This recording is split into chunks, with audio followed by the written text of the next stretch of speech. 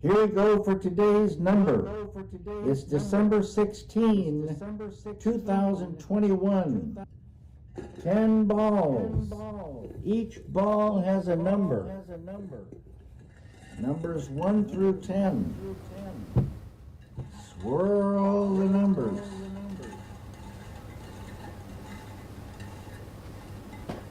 Pick a number.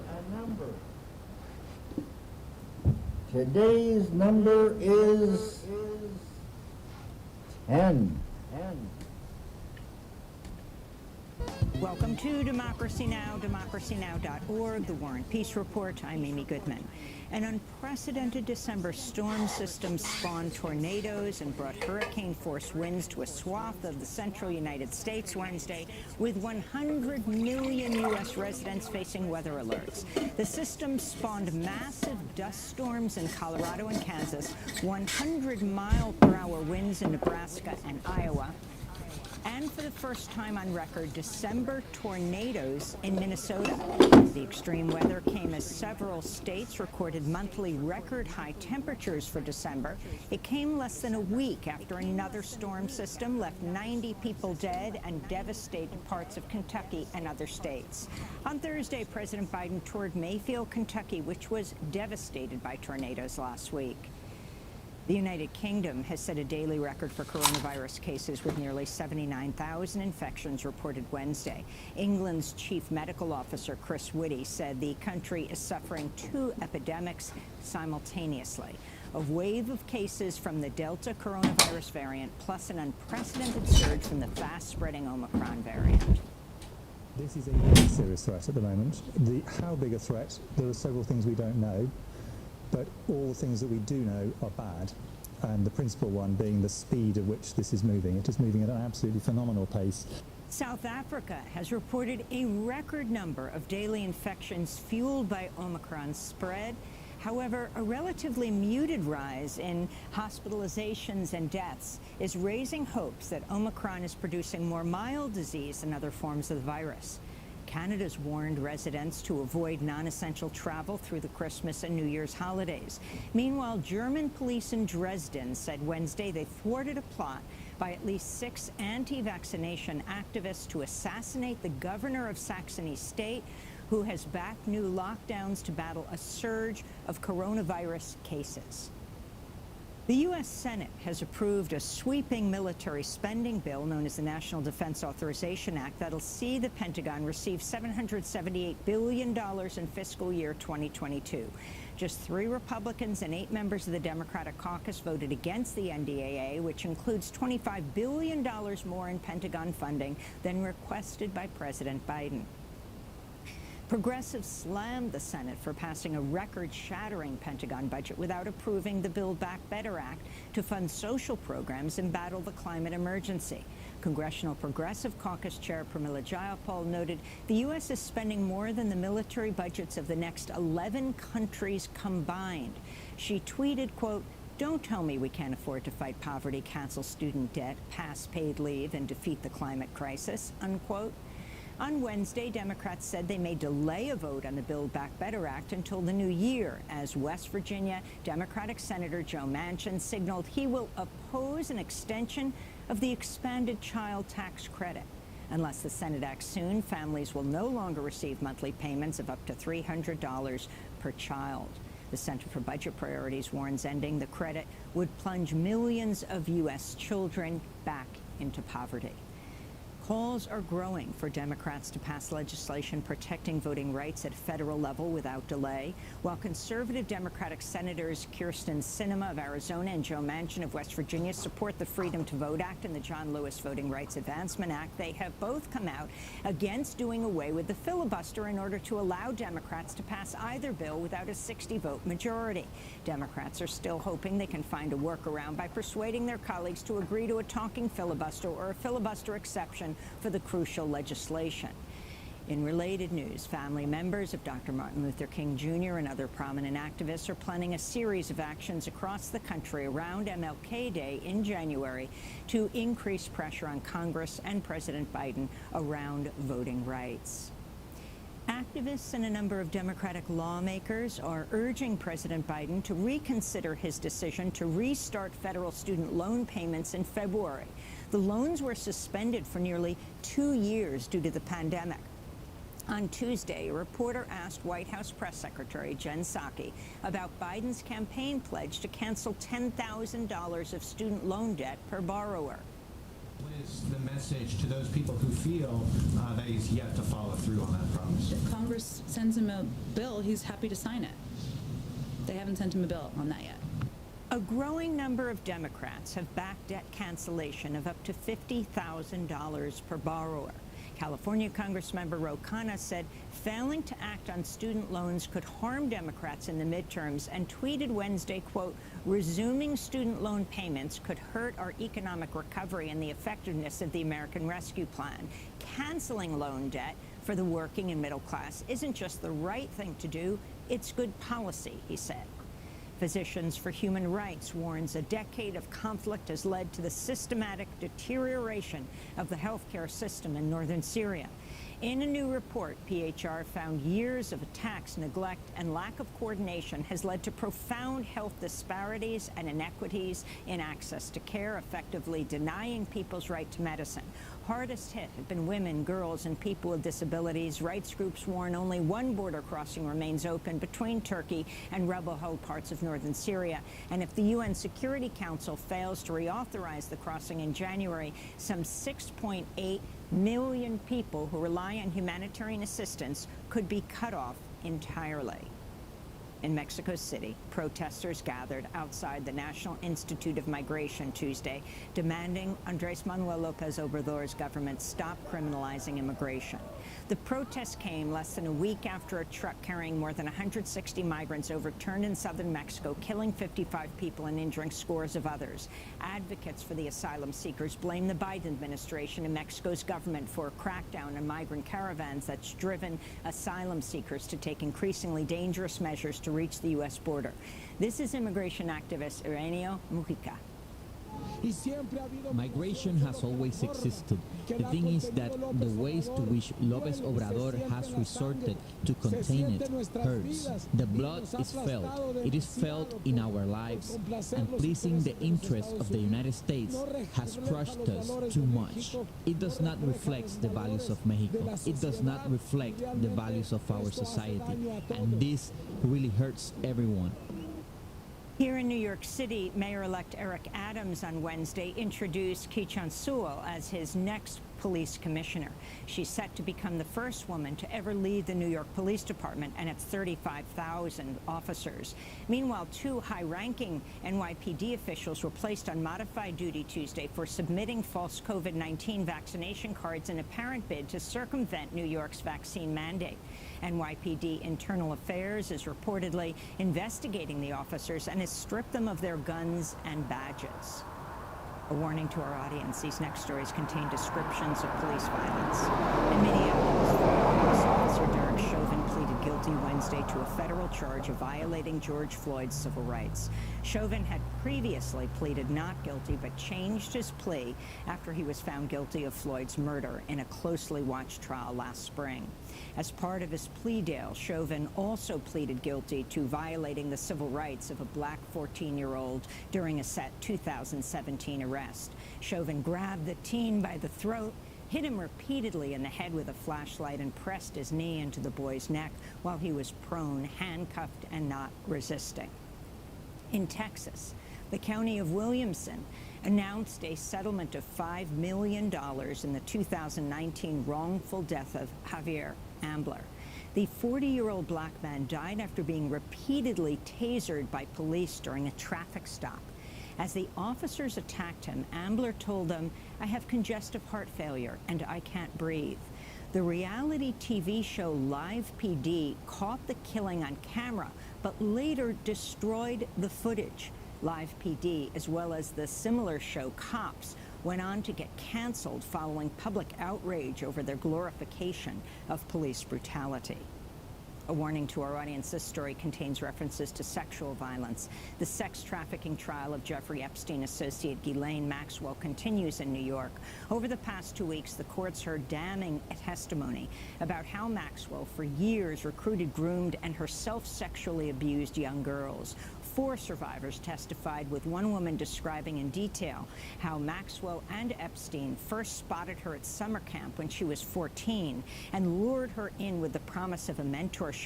Maxwell acted like an older sister, the woman identified just as Jane told jurors. She also said Maxwell at times participated in the sex assaults. Prosecutors also called former staffers of Epstein and Maxwell to the stand, including a housekeeper and driver, who testified Epstein sometimes received 3, quote, massages per day. He also testified that he picked Jane up from school and her home and drove her to Epstein's Palm Beach estate. The defense begins its case today. And pioneering Black feminist author and social critic Bell Hooks has died at the age of 69. Born Gloria Jean Watkins, she wrote more than 40 books and became a leading voice on feminism, justice, race, and discrimination. Her 1981 book, Ain't I a Woman? Black Women and Feminism, which took its title from a speech by the abolitionist Sojourner Truth, helped popularize the notion of intersectional feminism. In 1997, Democracy Now! Spoke with Bell Hooks following the death of another trailblazer, education activist Paulo Freire.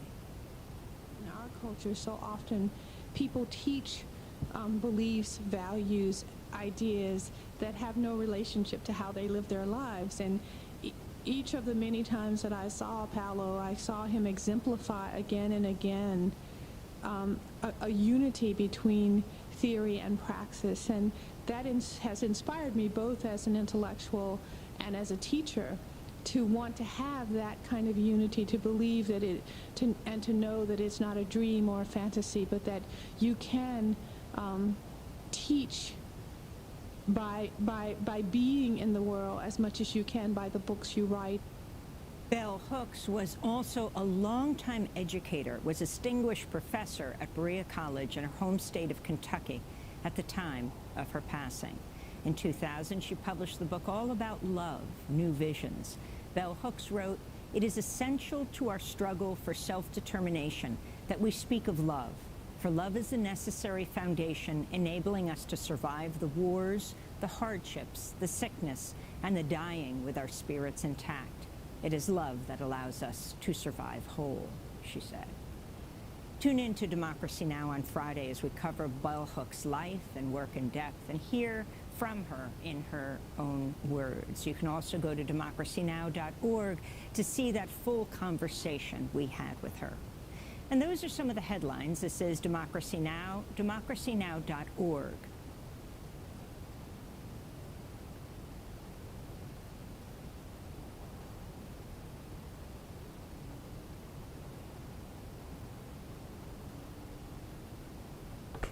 What's up, people? I'm feeling a little bit activated, so I'm going to keep talking for a while. It is now Thursday, and I got this sweater on because I love it so much. The black sweater will be back when I do laundry. How are things in... Okay, Headlights. Do you all know this band, Headlights? Okay, wasn't that interesting? It's just kind of like sitting there. Well, the reason is because I pulled their other record I had by them yesterday, and I still like it. Do you guys know this band, Headlights? I saw them open for Of Montreal, and they were better than Of Montreal that night anyway. So how are y'all doing with this weather? Yesterday, I live in Omaha, Nebraska, and so that weather came through here. We didn't have anything severe like Kentucky, but we had all the elements, and we did have some really crazy high winds, and some parts of Nebraska got tornadoes. But I want to say this on here because I know that my friends in Nebraska watch. Some of Nebraskans really disappointed me that they are so juvenile that they would joke about the fact that the storm missed Omaha. People thought it was funny to make comments, "Oh, you call that a storm?" it's nothing to joke about. You want people's lives destroyed and homes torn up? I'm glad we were spared, and I made a comment this morning because it's like, this is one of the things that just is just really tiring, is how, and I've been watching this since I was a child, is watching how the level of maturity of adults keeps slipping lower and lower, and the general action of, from what I see, the general level of adult maturity is at high school. It's not. People aren't adults a lot. And that was an example. To me, and it's just like, man, are you kidding me? You're going to belittle people because they express concern, because people got prepared, because people said, be safe. Whew, man. Anyway, I wanted to unload that because that was on my mind. I want Omaha people to hear that. Other thing about Omaha on my mind is that, you know, I do enjoy you people sharing with me and telling me stuff. You know, like yesterday when I shared about Ride, some other folks shared some stuff personally about the Ride for them. Someone's sister dated Mark. That's cool to know. I want y'all to understand that part of the reason why my excitement about being involved in music and going to good shows and seeing bands that are not run of the mill is because I live in Omaha. I'm in the middle of the country, and this is really middle of the road. Shows and things that happen regularly in big cities like Chicago, New York, and the coast. They don't happen here. Things happen, but it's like you got to catch it or you don't. I've been amazed over the years at the things that have happened in Omaha that I missed, I didn't know anything about, things that I really wanted to know about. So when I share my personal stories and also just the fact that I'm telling you about this cool music, I've not lived in New York or Chicago where you have easy access to this stuff. You know, that's partially why it means so much to me. It's this is partially what's helped me to remain sane in Omaha. This music, this connection to the rest of the world. Now I'm going to address this. Someone asked me about audiophile. Now, how would that make sense for me to be into audiophile? I don't have any money, and that's what that shit is all about. Like, so the guy down in Phoenix that I watch, who has the record store with his wife, he has that super expensive stereo. If I had that kind of money, would I buy that kind of stereo? I don't know. It's not my focus. The music and the artifact of the record, the art, the records are my big kick. I'm not a gearhead. Just like with being a musician, I'm not a gearhead with equipment. To this day, other musicians will ask me or say things about equipment, and they'll say numbers and shit. I don't know what the fuck they're talking about. I don't even care. Okay?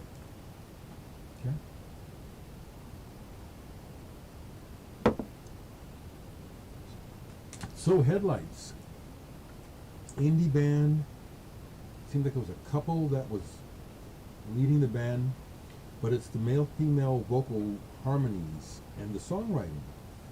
I'm not sure to compare it to. Maybe Fiery Furnaces, maybe? I really like this. Not this one. I bought two by them. This is the one. Kill Them With Kindness. Have you heard this album? Came out in 2006. Polyvinyl. What happened to that label? You know, life and music and everything goes through trends. But I'm happy to say that I learned early on as a kid about music, and what I like. And what I think is good, generally, over time, holds up. If you don't know this band, Headlights, I'm recommending them. I got a chance to speak to them after the show, too, to let them know, because I like to make connections. I like to connect with the artists. They do. They give something special to the world. Art and music is a wonderful gift, and so when I'm touched by your work, I do want to connect with you. I do. So I let them know, you know, I thought it was important to let them know how good they were. Another gift from the BC. Anthony sent this to me, I don't know when, the nice, live in Sweden. 67.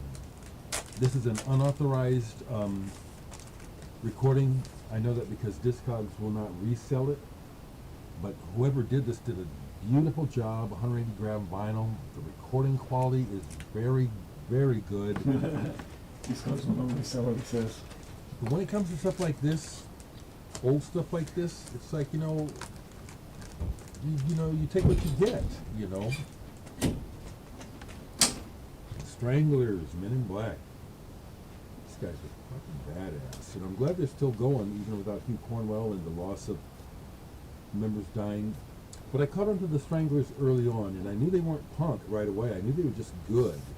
Aggressive, but good musically. And I have a bunch of their singles. I was collecting them for a long time. They have a lot of singles. I love this whole album, The Men in Black. Man, what a band. And I got into a mood for some Residents. I have to be in the mood for the Residents. I think the Residents are brilliant. I do. I don't think it's a one-trick pony. I don't think it's a joke that they pulled the wool over anybody's eyes. I think they have, from the beginning, been a mixture of innovators, artists, and practical jokers. But as I told you years ago, I traveled out to San Francisco when they did the Mole Show. What was it, their third live appearance ever? I traveled by bus to be there. I went to both shows. So this I played last night, Residents Pal TV LP. It's some stuff from Violence, Spats, and some other things. It's on red vinyl. Real good, real good. I pulled this to play, haven't got to it yet in Mushroom. But the one that I played that was really fun yesterday was Eskimo Deconstructed. Now they put this out, and what they did was they took all the elements of Eskimo and they put them on separate tracks so that we, if we want to, can take them and remix them. But what I discovered last night is how listenable this is, just listening to Bless your heart. I the love that. isolated tracks. One track, and Residents are good at this, of doing things that will prick you or cause, maybe upset you. You say, what are they doing? So there's a track on here where they're doing a chant, a mysterious chant, ga ga ga, neki neki. But at times it sounds like they're saying, nigger, nigger, nigger, nigger, nigger, nigger. They know what they're doing. I have high regard for the Residents, high regard. Another artist who passed away and that I have high regard for, Scott Walker, Climate of 100. It took me forever to get a copy of this album. This again is something it's just a cut above. And the surprise on here was Billy Ocean? I had never listened to the last track on this album all the way through. And last night was the first time. It's a duet between Scott Walker and Mark Knopfler. Now, before I looked that up, I was just listening to the song.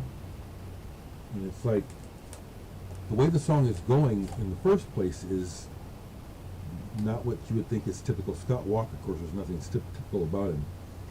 But I'm listening, and it's like, man, who is this guitar player? It's Mark Knopfler. And I think that's one of Scott Walker's, was one of his brilliant talents, is how he would bring things out with the people that he worked with, and as well as himself. Searching for what the music has to offer, pushing people to play as opposed to just, I don't want to hear Mark Knopfler, I want to hear that guitar. It's brilliant. This whole album's brilliant. T2, I still want the actual release. They put on an album in the 70s called It'll All Work Out with Boomerang. I have an 8-track of it. The 8-track is destroyed, but I found it as a kid. As a cut-up, and that's all I could ever find of it. It's very collectible now. But this is a bootleg of more recordings of theirs called 1970, and it's like it's a boot. These are somebody's cassette copy of the recordings. A lot of hiss and stuff. Really good band though.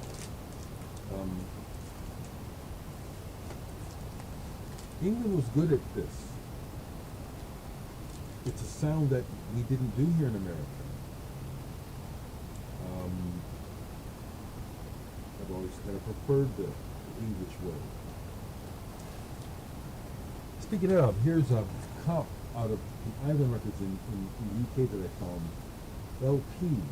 Now, when this first came out, apparently it had a gimmicky cover where there was these foam bands on the inside, so that when you pulled the record out, the idea was that the record would automatically be cleaned when you take it out. Well, that had fallen apart, and the adhesive that kept it on was gone when I found this. But this is a great overview of the label at 1971. What a label! Everyone from Bob Marley to Mountain to Nick Drake. What a label! And Mr. Todd Rundgren.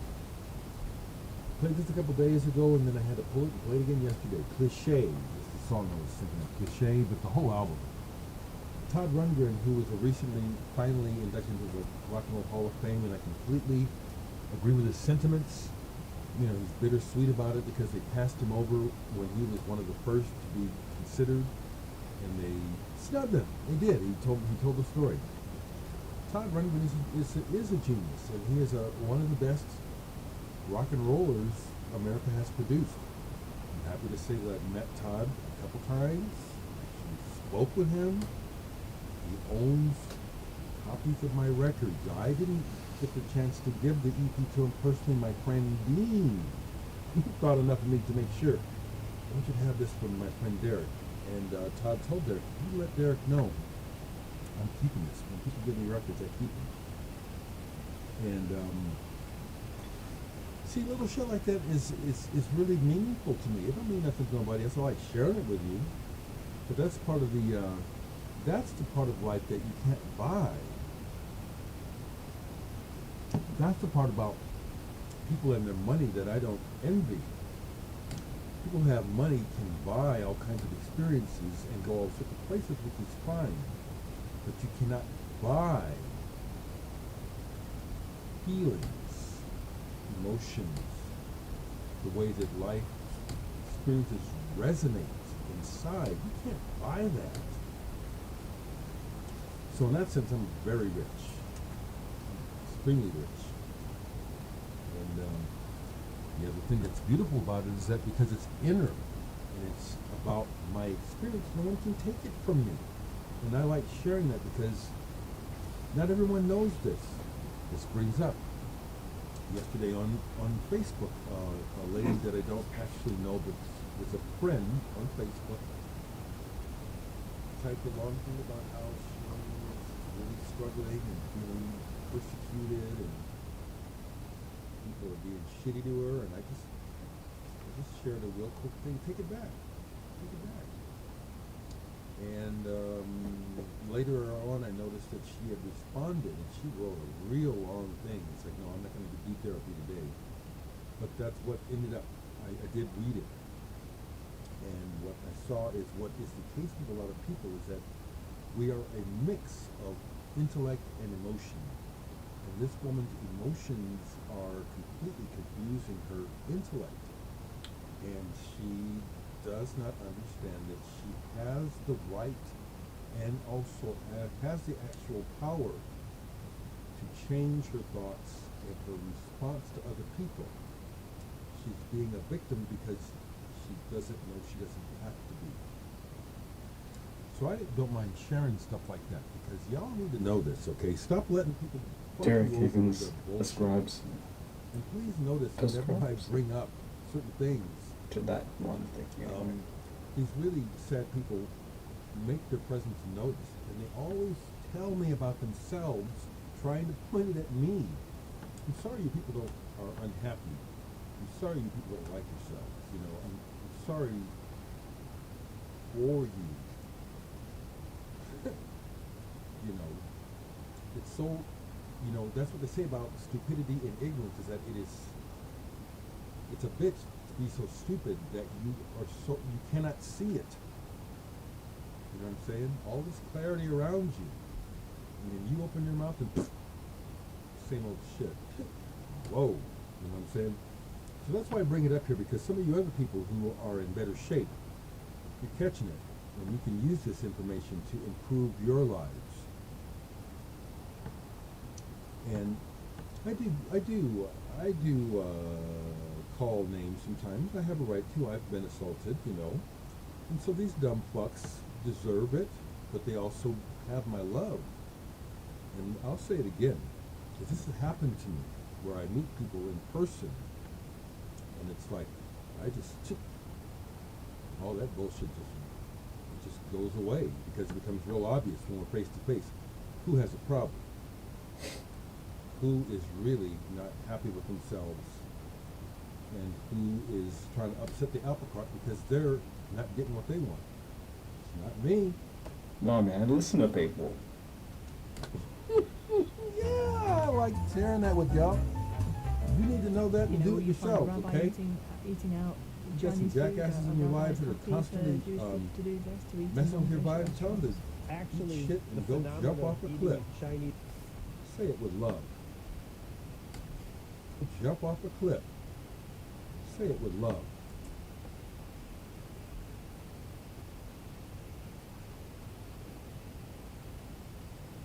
Christmas Eve. In fact, the owners of these kosher Chinese restaurants who are Chinese tell me that it's their busiest day of the year. Do fellow rabbis go to eat Chinese food on Christmas? I'd say they take it a step further. Many of them plan events in their synagogues where they're having a kosher Chinese meal they're having a Chinese meal at the synagogue for members of their congregation to come and have a Chinese food meal around Christmas time. So they've actually co-opted the Chinese food and brought it into the synagogue. Although eating Chinese food at Christmas may not be a celebration of Christmas and has arisen out of a sense of otherness, Rabbi Joshua Plout says it's certainly not a rejection. He says the painful associations with violent Christmases past have eased. I think now, 3-4 generations after these Jews who arrived on the Lower East Side of Manhattan have acclimated, it's already their great-grandchildren who are, living during the Christmas season. They do not feel outside of Christmas. They do not feel challenged by Christmas. They do not feel afraid of Christmas like their great-grandparents may have felt in Eastern Europe. And, as is common at Christmas, it's become a time for Jews to indulge, maybe overindulge, in all sorts of foods. Well, it's actually expanded to other Asian restaurants. It could be a Malaysian restaurant, it could be an Indian food restaurant, it could be a Thai restaurant, and, any restaurant that's open. But over time, probably in the last 30 years, this Chinese food on Christmas Eve was followed by Jews going to delicatessens that serve pastrami and corned beef sandwiches on Christmas Day. So it's become a day like Christmas in which people like to eat a lot. And so they're eating Chinese food on Christmas Eve and Jewish deli food on Christmas Day. Matzo ball soup, kugel, knishes, an assortment of salami, pastrami, corned beef sandwiches. So it's not just any more Chinese food. It's about celebrating one's identity in the company of friends to overcome this feeling of not being part of the general holiday.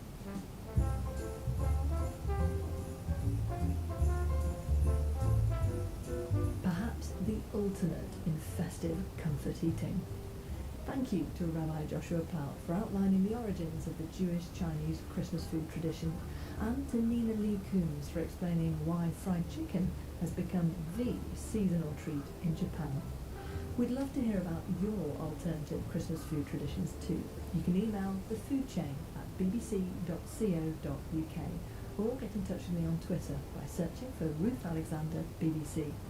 From me and the rest of the team, Sarah Stollartz and Simon Tulett, thanks for listening, and join us again next week. This is the BBC World Service, where we're exploring the potential impacts of artificial intelligence. Will the progress of AI lead to the end of work? Artificial intelligence can help humans do a lot of things, but how reliant have we become on it? In his third lecture, Professor Stuart Russell examines the impact of AI on the economy and how the world might adapt as work is increasingly done by machines. The BBC Reef Lectures at bbcworldservice.com/Reef Lectures. This is the BBC World Service, and on our website you can explore more of our programmes, from documentaries to science. Listen and download at any time by going to bbcworldservice.com. On air, online and on smartphone, this is the BBC World Service, the world's radio station.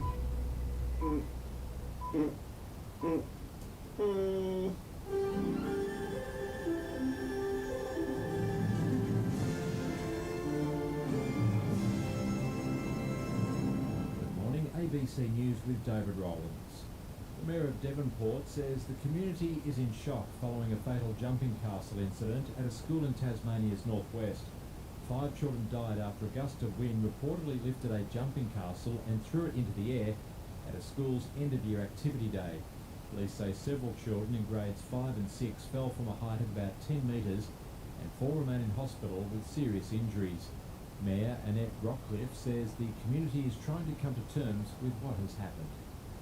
We're a very close-knit community, and everyone will know someone and will have connections with that school community. And I know that even the first responders, they're members of our community. Their parents, they live here, and the families. It's just beyond comprehension at this point. Queensland's new vaccine mandate has come into effect, while a red alert has been issued for New South Wales hospitals due to concerns over the Omicron variant. Madeline Cross has more. Queensland's new rules for the unvaccinated include banning them from pubs, bars, cafes, festivals and stadiums. However, those businesses with only fully vaccinated patrons can now operate at 100% capacity. New South Wales Health has issued a red alert, restricting the number of people allowed to visit healthcare facilities. Sydney Metro Theatre's Taylor Swift-themed party last Friday night has emerged as the latest venue of concern in the state, with authorities linking it to at least 97 new infections. And the Northern Territory's lockout rules for the remote communities of Kalkaringi, Dalgurrugu, Timber Creek and Gilwee are scheduled to end at 2 p.m. The families of 50 residents who died in a COVID outbreak at Melbourne's St Basil's Aged Care Home have paid tribute to their loved ones on what could be the final day of a 5-week hearing. Danny Morgan reports. Many of the family members have been overcome by emotion while reading victim impact statements to the coroner John Cain, who moved down from the bench to sit among them. Some say they'll never recover from the pain caused by hearing their parents died neglected and scared. COVID swept through St Basil's in July last year. The families have expressed anger with state and federal governments and St Basil's management for failing to deal with the outbreak. The inquest may recommence if the coroner decides to compel the St Basil's managers to give evidence. They've declined to speak for fear of incriminating themselves. The coroner will make a ruling next week. NATO Secretary-General Jens Stoltenberg is calling on Russia to return to diplomacy and de-escalate tension on the border with Ukraine. The United States says Russia has amassed more than 100,000 troops on Ukraine's borders, possibly in preparation for an invasion.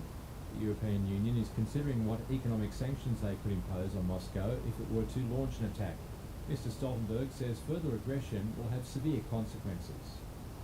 This build-up has no justification. It is provocative, it is destabilizing, and it undermines security in Europe.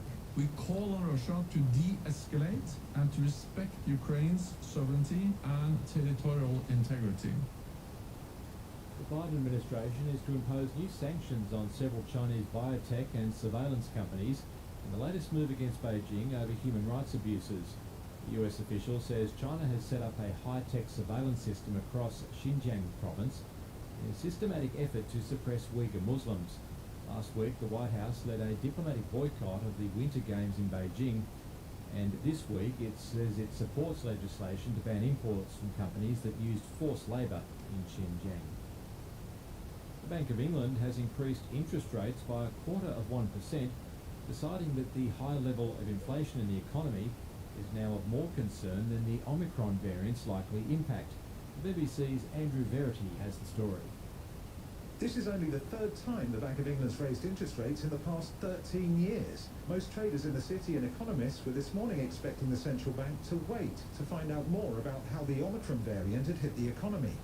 But after figures published this week showed inflation at 5.1%, its highest level in more than a decade, the bank's Monetary Policy Committee voted 8-1 to raise the official rate now to 0.25%.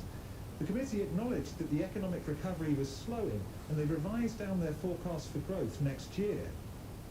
And British Prime Minister Boris Johnson has revealed the name of his newborn daughter while visiting a vaccination centre. He says her name is Romy, short for Rosemary. His wife Carrie gave birth on December the 9th. ABC News.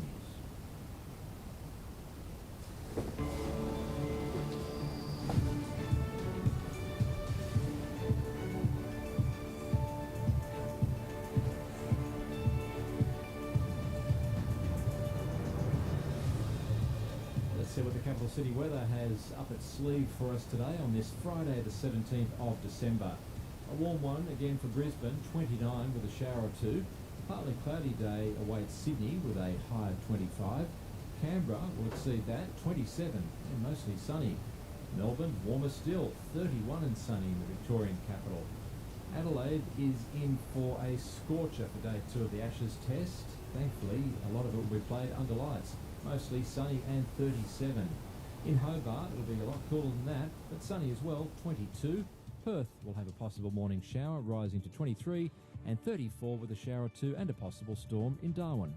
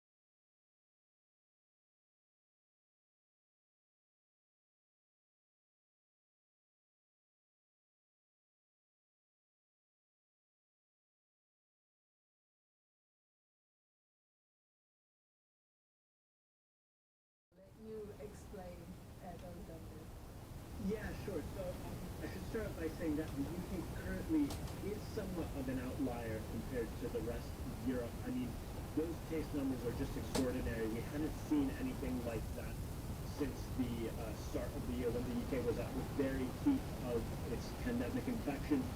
But having said that, I don't think anyone in the rest of Europe is under any illusions that something that the UK is distinguished somehow from the rest of Europe. I think we're all expecting that the same to happen very soon throughout the European Union. So I think from the perspective of European Union countries, I think they're really looking at the UK as a bellwether of what's to come in the next couple of weeks. The reason for that, and you mentioned the R number, that's the virus reproduction number, and it's basically the number of people that every infected person goes on to infect after they test positive for COVID. So basically, with Omicron, if you are infected, statistically, you'll go on to infect 3 to 5 more people, and that is even much higher than Delta, which has been the dominant strain until now. What the ECDC said, which is the EU's disease control agency, is basically it's just a matter of time, that there's no stopping Omicron, and we're going to expect it to become the dominant strain throughout the EU around January, or best case scenario, February. So it's really just a rush against time, and while the numbers are high in the UK, we're really expecting the same to happen in the rest of Europe very soon. Because I wonder, with that particular policy I was mentioning about France not welcoming visitors from the UK, shall we say? Yeah. I don't know, Brett, you've never seen me stand up. I don't have much of a hat, so I will just kind of talk about whatever's going on and hope to God I find it funny and that they also agree that it's funny. That's what happens. That's a nice stand up. What is the film? You're in comedy. You're very funny. What's the film? I laughed the hardest at Airplane for years. This is Spinal Tap. You know, those are probably the two real answers that I've laughed the hardest at over time. But when I went to see, and this is embarrassing, I went to see the Corey Feldman movie, License to Drive. I've fucking seen that, yeah. And it's not a good movie, but there's a scene where there's a drunk guy driving, singing along to some Frank Sinatra song, and he's just swerving, and he's hitting things, and is oblivious to it because he's drunk, and he's just singing, and he's going crazy with the Sinatra. And I remember thinking it was the funniest thing. I couldn't stop laughing at this scene, and I literally, Brett, this is no joke, I yelled at one point, he's about to hit something on the screen, and I go, "Oh no!" Like I yelled out in the middle of the movie theater. Enjoy! That's for one. I want that, and I respect you for it. Great. You've been wonderful. You ain't put a foot wrong. You actually scored 8 billion 2003.